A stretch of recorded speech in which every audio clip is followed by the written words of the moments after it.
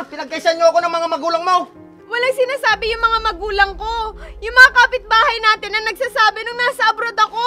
Sinasabi mo lang yan dahil magulang mo sila. Hindi totoo yan. Hindi totoo? Patatawarin kita sa mga panloloko mo. Basta umamin ka lang. Paano na yung anak natin si Benji? Kawawa naman. Bahala ka na.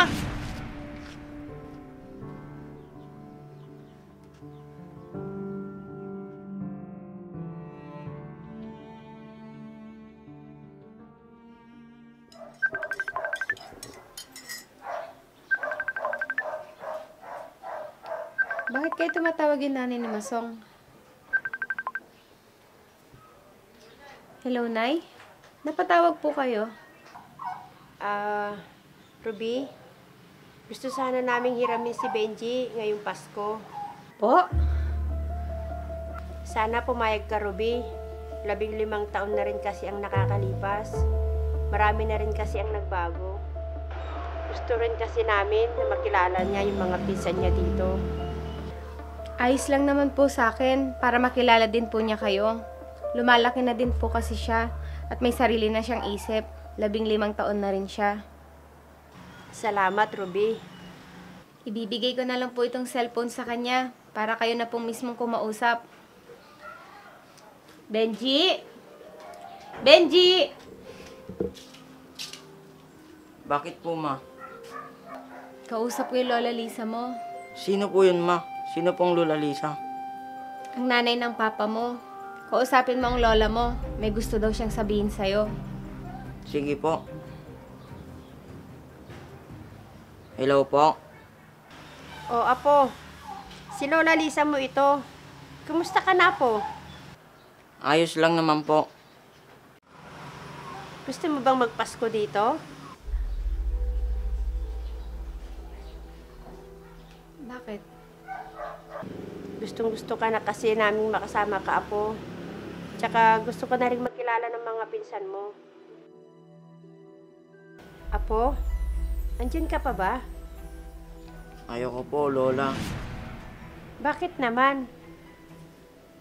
Bibigyan ka namin ng pamasko at bibilan ka namin ng bagong damit. Ayoko po. Madami po akong damit dito. Bakit naman, Apo? Namimiss ka na namin dito. Pumayag ka na. Ayos lang. Ayoko po.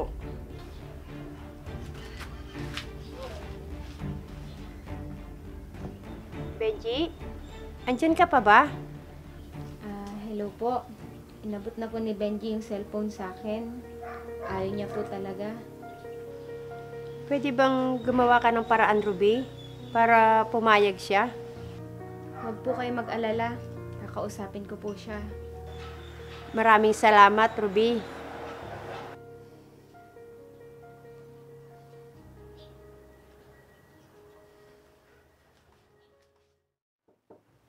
Benji? Benji?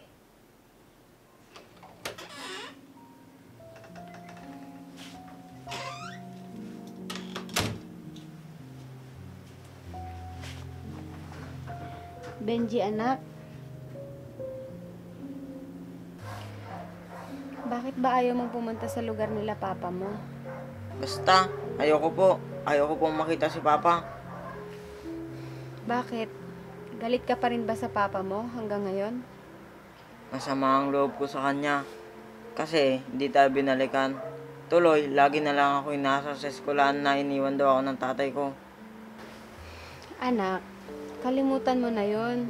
Patawarin mo ng papa mo.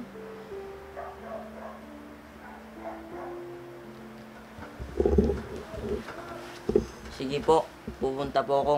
Basta samahan niyo po ako. Anak, hindi kita pwedeng samahan. Bakit naman po? Basta anak, hindi pwede. Tapos papupuntahin niyo po ako doon.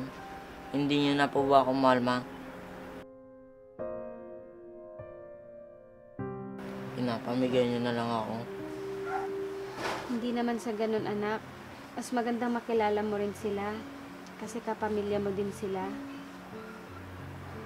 Ikaw lang ang pamilya ko, ma. Anak, Subukan mo muna. Ano, payag ka na ba?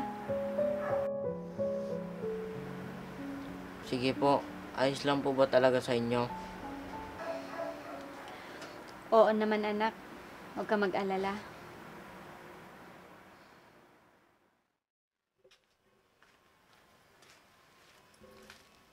Tao po! Ruby! Tao po! Nandyan na po pala kayo. Benji anak, lumabas ka na dyan. Nandito ng Lola Lisa mo.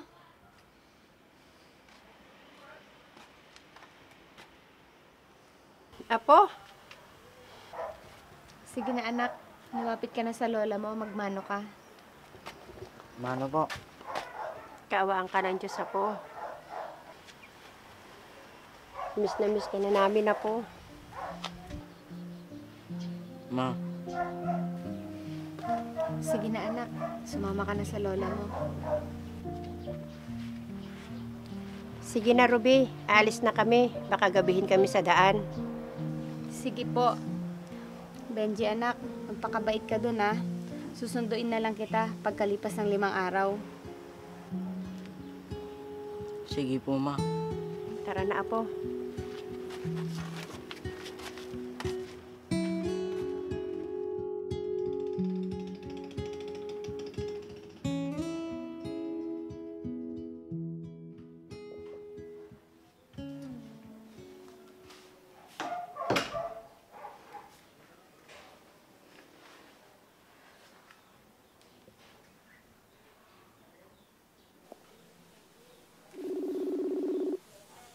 Hello anak. Hello po ma. Ano, susunduin na ba kita? Ma, pwede pong sa susunod na araw nyo na lang po ako sunduin. Sige. 'Di ba, sabi ko naman sa'yo, masaya dyan. Opo mama, binilan po ako ng sapatos at mga damit. Wow, ang dami naman palang niregalo sa'yo. Oo nga po ma, at saka ang dami na po pala ng mga pinsang ko dito. Sabi ko naman sa'yo eh.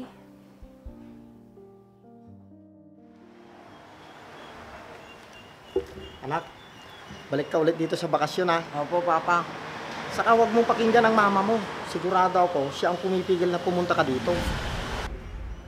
Ganon kasama ang mama mo, kaya hindi ka namin nakukuha dito.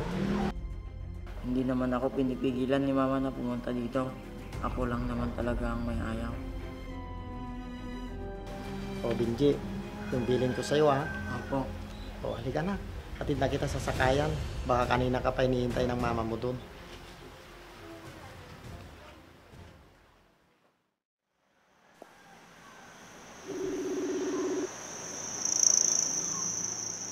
O, bakit nakahiga ka? At mukhang ang lungkot mo. Hindi naman po.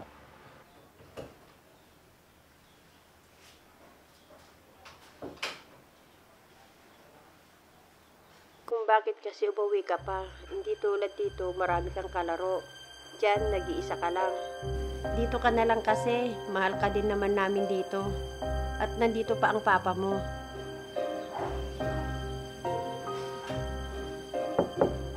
Benji anak, Sige po lola, mamaya na lang po.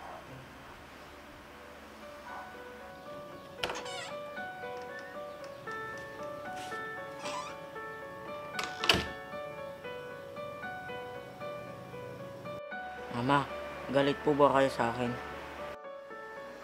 bakit naman ako magagalit sa'yo anak? Baka po kasi narinig mo lahat ng sinabi ni Lola. Oo, galit ako sa kanila. Kasi pinagkatiwalaan ko sila. Ganyan pala sinasabi nila pag nakatalikod ako. 15 taon ka na anak. Sa 15 taon na yon, kilala mo na ako. Ngayon, naranasan mo nang pumunta doon. Makikita mo na kung sino nagsasabi ng totoo. May isip ka na anak. Opo mama, may nasabi nga po si Papa. Ang sabi niya, wag daw po kitang pakinggan. Dahil alam daw niya na ikaw ang pumipigil sa akin na pumunta sa kanila. Pero alam kong hindi totoo yon. Kasi lagi mo akong pinipilit na pumunta sa kanila. Ako lang ang may ayaw. Hindi kita ipagdadamot sa kanila. Kasi pamilya mo din sila. Parte din sila ng buhay mo. Alam ko na kahit ilang beses ka pang pumunta doon, alam ko na babalik at babalik ka pa rin sa akin. Dahil alam mo kung sino nagsasabi ng totoo at kung gaano kita kamahal. Opo mama, napalaki mo ako na wala ang tulong nila. Hindi nila ako naalala nung mga panahon na yon.